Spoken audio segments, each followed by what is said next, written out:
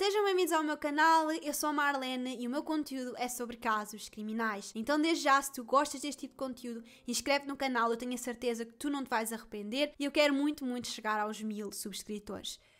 Não falta muito, mas também não falta pouco. Portanto, estamos a meio caminho. Bora. Inscrevam-se no canal porque eu agradeço todo o vosso apoio.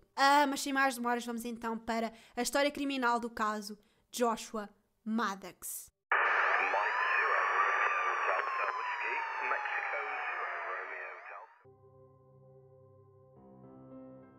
Joshua Maddox nasceu a 9 de março de 1990 em Colorado Springs.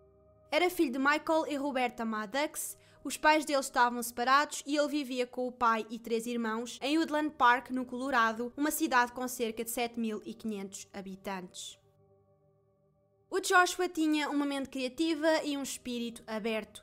Era despreocupado, usava cabelo comprido, gostava de música, especialmente tocar guitarra, e passava o tempo a escrever. Ele frequentava a Woodland Park High School, onde era um bom aluno e descrito pelos colegas como um rapaz inteligente e engraçado. Em 2006, a família sofreu uma terrível tragédia. O irmão mais velho do Josh acabou com a própria vida e isso afetou bastante o Joshua, já que ele via o Zachary como um exemplo a seguir. Por causa do choque inicial, o Joshua não demonstrou logo mágoa, mas com o tempo ele foi se isolando cada vez mais e ficando deprimido. A 8 de março de 2008, ele disse à irmã Kate que iria sair para dar uma volta. Isso não era estranho, ele fazia isso habitualmente, quando precisava de espairecer, só que ele nunca regressou. A família começou por questionar os amigos se eventualmente sabiam onde ele poderia estar e alguns deles disseram que várias vezes o Joshua tinha mencionado que gostava de fazer uma longa viagem pelo mundo. A polícia não foi logo alertada porque, como vos disse, o Joshua gostava de passar longos períodos de tempo sozinho, a espairecer a cabeça, e foi isso mesmo que a família pensou que tivesse acontecido, que ele precisasse de estar sozinho, e decidiram esperar algum tempo. Só que esse tempo foi passando e o Joshua não dava notícias e também não tinha levado nada com ele, simplesmente tinha levado as roupas que tinha no corpo, o que era estranho, e então, 5 dias depois, a 13 de março, o pai decidiu reportar o caso às autoridades. Foram afixados cartazes, feitas buscas pela vizinhança, foram também feitas buscas no Parque Nacional de Pike, mas como o parque era imensamente extenso, era uma área enorme, era praticamente impossível fazer buscas em todo o parque.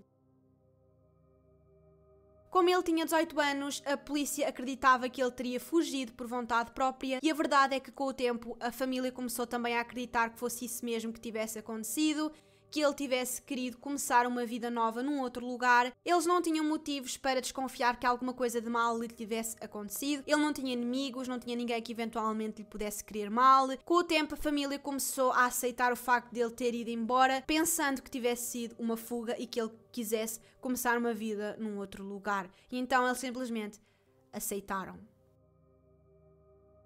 Eventualmente, a família acabou por mudar-se para uma outra casa, mas o pai do Josh decidiu manter aquela casa porque ele sabia que se o Josh um dia regressasse, era ali que ele os iria procurar. O tempo foi passando, sem novas pistas, até que em 2015 as coisas mudaram. Chuck Murphy, dono de uma cabana de madeira na floresta localizada a menos de 1 quilómetro da casa do Josh, disse que estava para demolir a cabana quando encontrou o que pareciam ser restos humanos presos na chaminé. Através de registros dentários, acabaram por confirmar que era o Josh. A cabana ficava a cerca de 1 quilómetro da casa do Josh, não era muito longe, mas a verdade é que nunca tinham sido feitas buscas naquele local, porque era uma simples cabana no meio da floresta que estava consumida pela natureza, invadida pelos animais, e então ninguém sequer supôs que o Joshua tivesse ido para ali, para aquele local, porque era muito pouco provável. A cabana estava praticamente a cair aos bocados, então nunca foram feitas buscas naquele local. A cabana não era usada há mais de 10 anos. O Chuck tinha comprado aquela cabana em 1950 e teria em tempos sido um famoso complexo onde se faziam festas com bebidas, jogos ilegais a dinheiro e existiam rumores que era ali também oferecida prostituição. O dono terá sido preso pelo FBI, mas o juiz considerou que ele era inocente e ele foi libertado. O irmão do Chuck morou naquela cabana até 2005 e a partir daí a cabana ficou completamente ao abandono, acabou por começar a degradar-se, foi consumida pela natureza e invadida pelos animais. Ainda assim, o Chuck costumava ir até à cabana todos os meses e disse que a certa altura terá começado a sentir um cheiro estranho, mas como estava no meio da floresta, ele supôs que fosse algum animal morto. O corpo do Joshua foi encontrado preso na chaminé em posição fetal com os pés acima da cabeça. Estava nu e usava apenas uma t-shirt. Existiam 3 possíveis causas para a morte: fome, que levaria cerca de 1 a 2 semanas, desidratação, que levaria cerca de 1 a 2 dias, e ainda hipotermia, que poderia levar apenas algumas horas, dependendo sobretudo da temperatura que estaria naquele dia, e segundo algumas fontes, naquele dia estaria frio, portanto, era possível que ele tivesse morrido por hipotermia. O médico legista que realizou a autópsia ao corpo do Joshua disse que não encontrou evidências de nenhum medicamento no sistema do Josh, não tinha ossos partidos, nem marcas de bala, nem esfaqueamento, o que levava, portanto, a crer que teria sido uma morte acidental. A teoria que vem à cabeça de toda a gente era que ele tivesse tentado entrar na cabana pela chaminé e tivesse ficado preso. Mas o dono da cabana disse que isso era praticamente impossível porque a chaminé estava tapada com uma rede de arame grossa, um vergalhão de aço e ganchos para impedir que os animais selvagens e detritos se alojassem dentro da chaminé, e tinha também uma grossa fileira de tijolos. Portanto, era praticamente impossível uma pessoa sozinha conseguir retirar tudo aquilo. Como a polícia acreditava piedosamente que teria sido uma morte acidental, o corpo acabou por ser removido e a cabana foi totalmente demolida. Foi dito que durante a demolição não foram encontrados quaisquer detritos de metal, o que levava a crer que podiam já não estar ali quando o Joshua caiu e podiam ter sido retirados por outra pessoa. No entanto, o dono afirmou que sim, a chaminé estava tapada e que durante a demolição todos os destroços de metal foram levados para uma sucata. Mesmo assim, a polícia continuava a dizer que teria sido uma morte acidental, apesar de existirem várias incoerências. A primeira era o facto de Joshua estar despido apenas a usar uma t-shirt e as restantes roupas foram encontradas dobradas dentro da cabana. Se ele eventualmente tivesse caído pela chaminé, porque é que ele haveria de ter tirado as roupas, ou como é que ele conseguiria tirar as calças, já que ele tinha os pés acima da cabeça, portanto ele estava completamente dobrado, era praticamente impossível ele ter tirado as calças. Como é que ele, estando preso na chaminé, iria conseguir atirar as roupas e fazer com que elas ficassem dobradas? Estão a ver? Era praticamente impossível.